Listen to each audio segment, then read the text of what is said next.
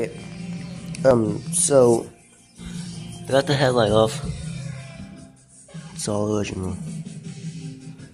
That's pretty cool. So now I have to run a ground wire. Looks like it's gonna have to come out or something.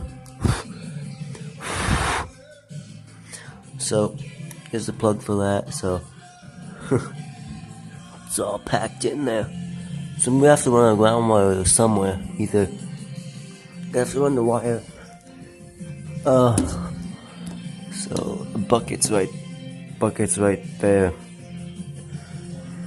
So that means I'm gonna have to run a wire.